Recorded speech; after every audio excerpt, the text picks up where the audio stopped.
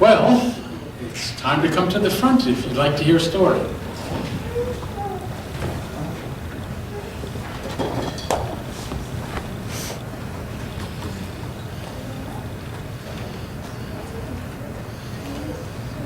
Well, you timed that pretty well, didn't you? Hi, Margaret. Good to see you, honey. Good to see you, too.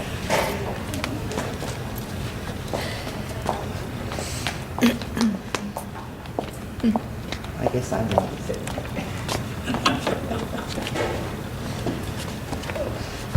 There's space on the other side if you want. You're okay there? I'll let Grandma do this time. Today I want to share a short story from a Bible storybook. And I've had this for a long, long time, this Bible storybook. And one of the interesting things about this Bible storybook is that all the pictures in this book have been painted by the lady who's sitting right over there.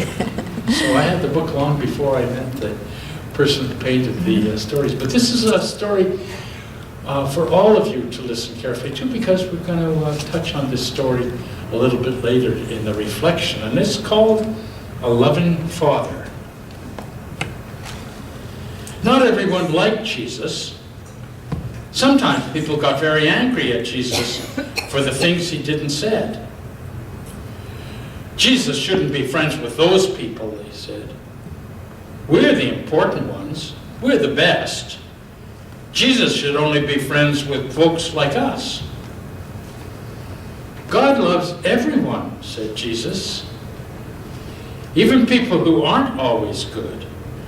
Listen, I'll tell you a story about how God loves those who are good. The story is also about how God loves us when we are not being quite so good. Jesus was a very good storyteller, so everyone was ready to listen. My story is about a father who had two sons, said Jesus. The younger son said to his father, I hate it around here. If you were dead, then half of your money would be mine. That made the father very sad. But instead of getting angry, he said, you can have half of my money. Right now. Here it is. So the younger son took the money and left. He went far away from his home. The son spent his money on wild parties and expensive food. He never wrote a letter home. His father wondered if his son had died. But soon the money was all gone. The son felt very hungry, but now he had no food and no money. So he got a job looking after someone's pigs. This is awful, he thought. Here I am looking after these stinky pigs. I hate pigs. I wish I could go back home. The son knew he had made his father very sad.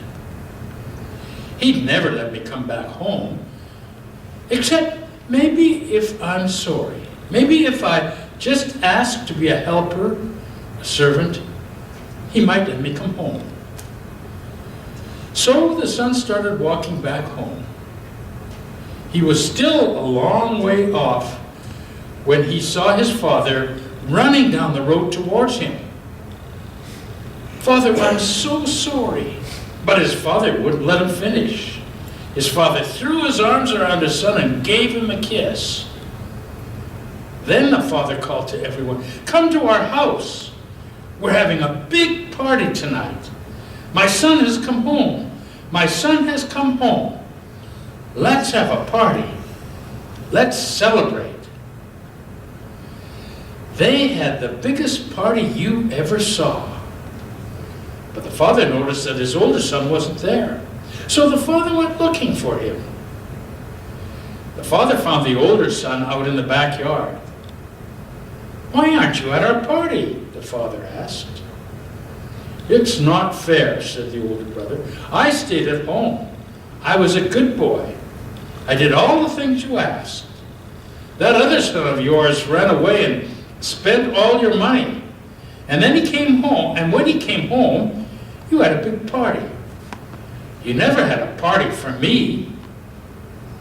My son, said the father, I've been able to show my love to you every day. Your brother was lost. Now he's found. I felt as if your brother was dead. Now he's alive. Let's be glad. Your brother is part of the family again. And that's the story about how your brother came home and got to be part of the family again. Okay, now it's time to go out and have some fun out and have a party of your own out there. But as you go, we're going to sing. And we need to stand for this one because